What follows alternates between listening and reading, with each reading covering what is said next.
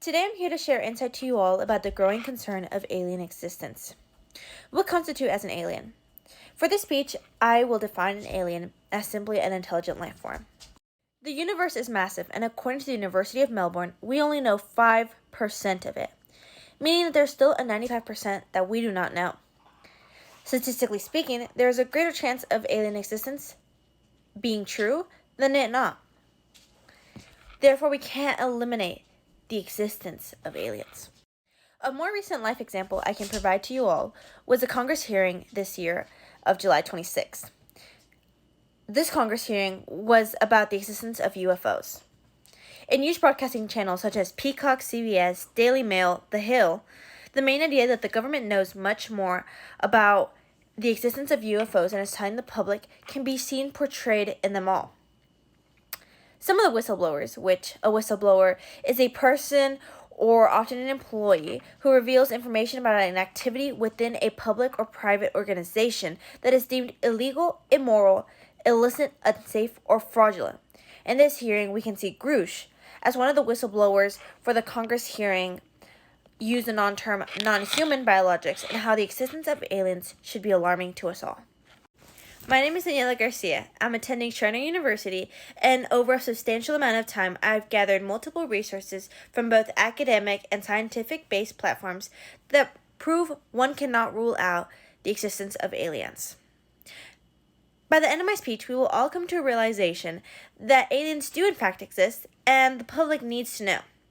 I'm here to persuade you to believe in aliens, and with your voice, we can make it possible for the government to become more transparent with alien findings. I have decided to shine light onto the topic to bring awareness on the extraterrestrial life that is making contact with our Earth. How many of the incidents that have tried to bring awareness were swept under the rug to make the masses believe that aliens do not exist, and keep the public out of knowing of what we are led to assume of a possible threat that is making contact with our Earth. I have a petition that will be passed out at the end of my speech to everyone in the audience that request alien findings to be brought to light in the state of Texas.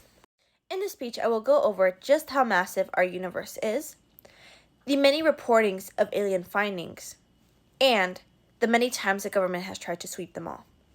I would first like to explain just how massive the universe is. The best way to explain this concept is with Fermi's paradox, which is a very large extrapolation from our standpoint.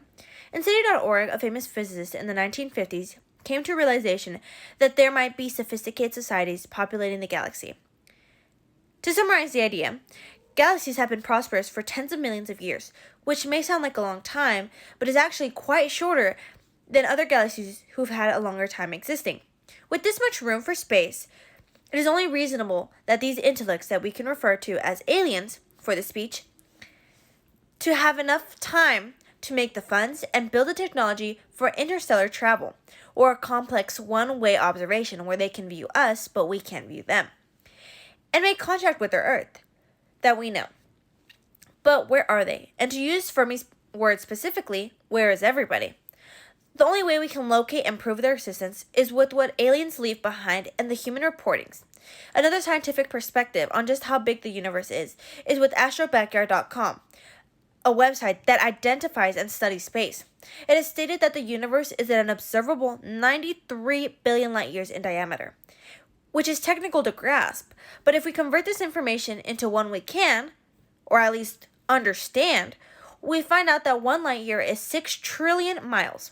Then that means that the universe is 558 trillion miles in diameter. And this is once again just the observable universe. Matter that we know of, not the one that we don't. In my previous Congress hearing, I will once again touch on the whistleblower David Grush, but with more details. He was born in Pittsburgh, Pennsylvania, and joined and served the Air Force for 14 years. He was then invited to the UAP Task Force, which is the Unidentified Aerial Phenomena Task Force, and was put into high clearance where any of the information he found was to be kept top secret. And he could access any FBI files whenever he deemed it was necessary. After retrieving a non-human origin vehicle from one of his UAP tasks that did not land nor crash and could only come from, as to what he described, a different physical dimension that can only be explained by quantum mechanics. This task was about a covert government program that was trying to recover and reverse engineer crashed alien spacecrafts. Of course, this was a decades-long project and/or secret. But if we turn our scope, which is Texas, we find that it is one of the highest alien and UFO reportings. And according to the nuforce.org, it has kept record of 6,107 UFO sightings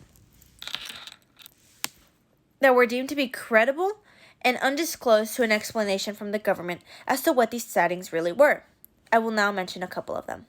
On Sunday at 7:50 p.m., July 24th, 2013, in Laredo, Texas, several witnesses reported sightings of a UFO of a flying object that appeared to be throwing smoke before disappearing.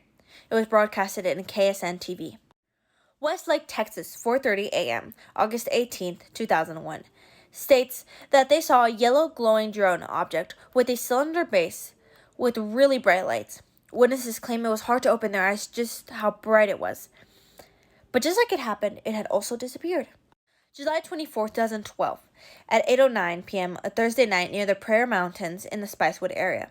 There are green lights, all information, but then spread out and travel incredible speeds across the skies doing circling motions. One of the arguing points that people and even the government make to try and dim all these allegations down is that it's just young, bored folk trying to pull a prank on people. But in every single one of these reportings that I mentioned, they either come from one source to multiple, from an age range from 24 to 75, and every single one of these reportings come from a completely different ethnic background, and even have videos and pictures to hold as evidence as to their own sightings. Furthermore, this isn't just a specific kind of group trying to persuade a crowd. When 3 military veterans told Congress on Wednesday, July 26, 2013, that the federal government is concealing a long-standing program that retrieves and reverse engineering unidentified flying objects, just like David Grush is trying to argue in his Congress hearing. Now, the question is, for what? And why is the government not doing anything about these growing concerns? Now, to all the alien and UFO reportings that people have claimed, the government has tried to dismiss them all by saying there is not enough evidence or credibility to do further investigation on them. But now I'll circle back to David Grush. Last month, the House Oversight Committee opened an investigation on him after he became a whistleblower of the Congress hearing. Yet, this is how the government works to try and keep secrets under radar, as they had police records obtained by The Intercept under the Virginia Freedom of Information Act reveal that on October 1st, 2018, Grush was committed to a mental health facility based in a part of a report that he made on a suicidal statement, one being where husband asked complainant to kill him. And the government is trying to use this as a way to discredit his government UAP-related allegations.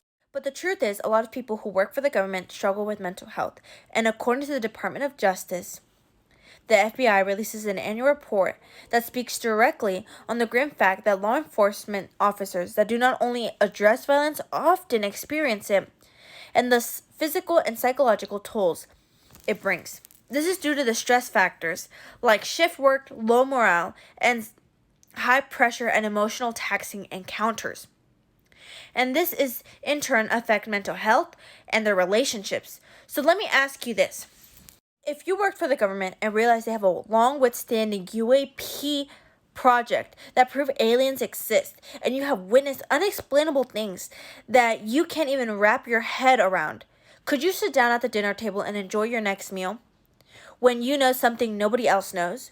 Or even yet, when the government, who should be on the side of the public, of the people, is concealing alien existence, could you walk around in public knowing there's a potential threat? And if you voice that out, you could lose your job. Would that make you go insane?